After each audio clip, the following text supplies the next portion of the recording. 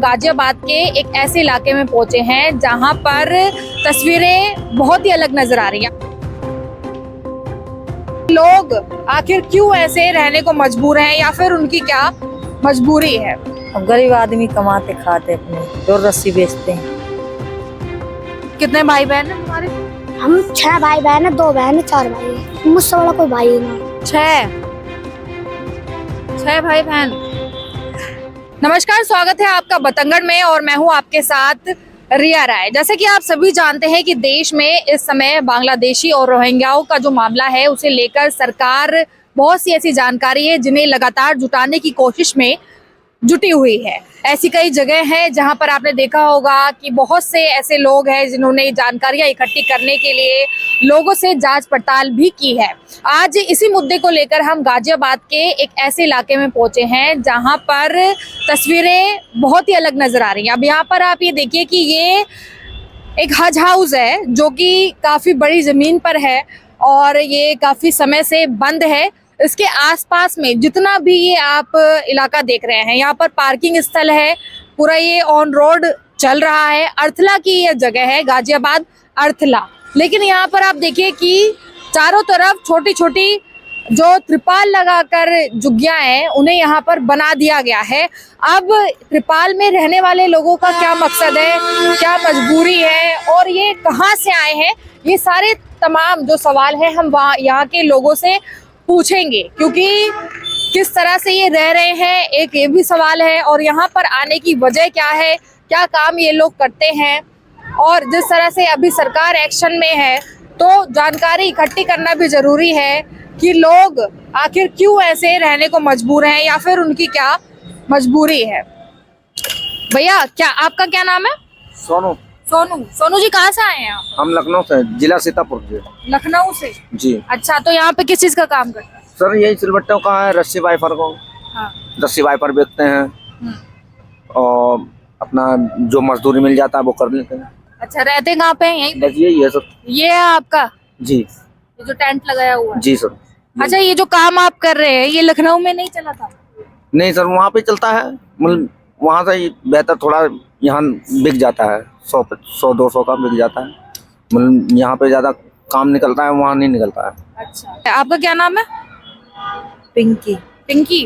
पिंकी जी, आप कहाँ की है रहने वाली? कानपुर की। कानपुर की। यहाँ पे कैसे हस्बैंड भी रहते हैं आपके? आप कितने समय से रह रही हैं यहाँ? अभी आए 10-12 दिन हुए हैं। अच्छा, अभी भी आए हैं 10-12 दिन?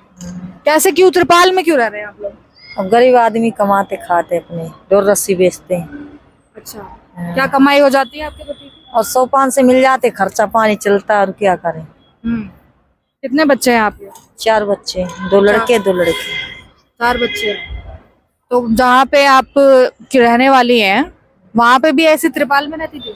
नहीं, उन तो अपने घर मकान बने। अपने घर मकान बने हैं? हाँ। तो वहाँ पे काम क्यों नहीं कर रहे हैं आप? अब उन नहीं, अपना काम चलता है। ये अपना रस्सी बेचने का काम तो कहीं भी चल सकता है। नहीं, उधर बेचता है, उधर रहते हैं, अरे कस्बे में रहते हैं। हाँ। देहात में, बिल्हौर के। अच्छा, देहात में रहते हैं। हाँ, बिल्हौर के। तो देहात से शहर वहाँ कितनी दूर होता होगा? कहीं बाजार होता होगा, मेन बाजार होता होगा, वहाँ तो चलता ही होगा काम। अब कमाने कब उधर नहीं काम चलता, अपने ही फेरी फट्टा करते हैं, क्या करें। हाँ। डोर रस्सी बेचते हैं। आप ये देखिए कि इसी तरीके से जो लोग हैं, हालांकि कुछ अपनी मजबूरी को बताते हैं और कुछ का कहना है कि रोजगार जो है जहां वो रहते हैं वहां नहीं चल पाता है, इस वजह से वो रहते हैं यहाँ पे ऐसे आकर। लेकिन यहाँ पर ये भी तो एक बड़ा सवाल है कि जहाँ पर अब आप ये देखिए कि राजधानी दिल्ली किस वजह से ज्यादा प्रचलित हो चुकी है। उस वजह से क्योंकि लगातार जो झुग्गी है वो डाली जाती है, अतिक्रमण हो जाता है और एक तरीके से पूरी तरीके से अवैध कब्जा जो है वो जगह जगह पर मिलता है। अब उसी तरीके की तस्वीर उत्तर प्रदेश में भी देखने को मिल रही है। यहाँ पर भी आप ये देखिए कि एक अच्छी खासी रोड जो है वो हज हाउस की तरफ जा रही है और यहाँ पर लोग कैसे रह रहे हैं, त्रिपाल लगा कर रह रहे हैं। कुछ का कहना है जहाँ वो रहते हैं वहाँ पर उनका रोजगार नहीं चलता है और इस वजह से वो यहाँ पर आकर रह रहे हैं। अब बात यही है हकीकत या फिर जानबूझकर ऐसे यहाँ पर रहा जाता है, ये इन्हीं को पता होगा। क्या नाम है तुम्हारा? मेरा मौसम। तुम भी कुछ काम करते हो? ना, मैं तो कभी कभी बैलून बेचने चले हूँ। अच्छा, गुब्बारे बेचने चले जाते हाँ आईडीसी में। हो। तो तुम्हारे क्या करते हैं, मतलब पिताजी क्या करते हैं? कबाड़े की फेरी। कबाड़े की फेरी। कितनी कमाई होती होगी? वो तो कभी मिलता है कबाड़ा खरीदने पे, कभी ना मिलता। वो ऐसी है, खर्चा पानी चल जाएगा। आए कहाँ से वैसे? हम दासना के। दासना से। वहाँ मकान था? ना हमारी शुरू में ही क्या कहना है, हमने जगह ली ही, पर मेरे दादू ने अपने जीजा के नाम करवा दी। उन्होंने हड़प ली वो जमीन, तो हम वहाँ पे कब्रिस्तान की जगह में रह रहे, वहाँ से उठा दिया हमें। तो वहाँ भी ऐसे रहते थे?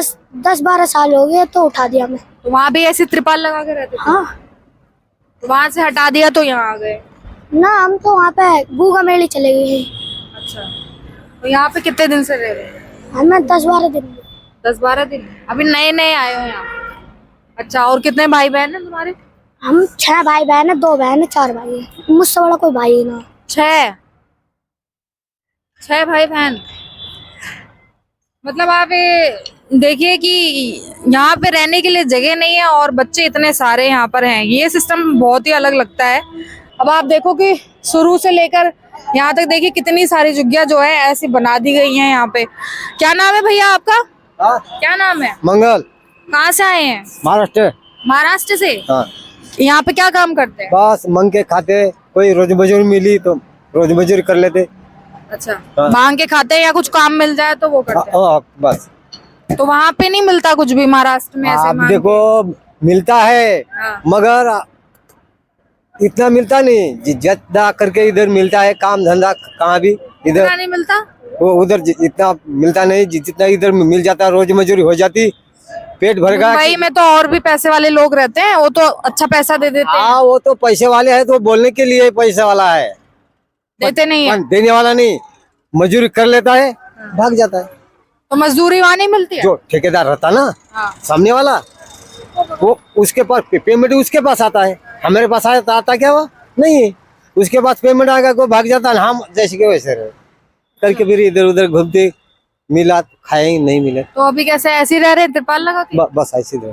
तो ऐसे रहना सही है क्या? है सरकारी जमीन है ना? हाँ ना, कोई यहाँ 12 महीने 6 महीने नहीं रहते, महीना 15 दिन रहते, दूसरे गांव से चल जाते, दूसरे शहर में। दूसरे से? हाँ, तो क्या महाराष्ट्र में भी ऐसे ही रहते हैं त्रिपाल लगा के? हाँ, महाराष्ट्र में वहाँ भी ऐसे ही रहते हैं?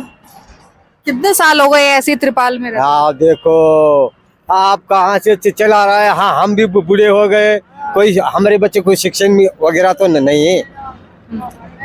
जहाँ हम जाते, जहाँ हमारे बाल बच्चे हमारे साथ में आ जाते, घर पे रहते नहीं ना।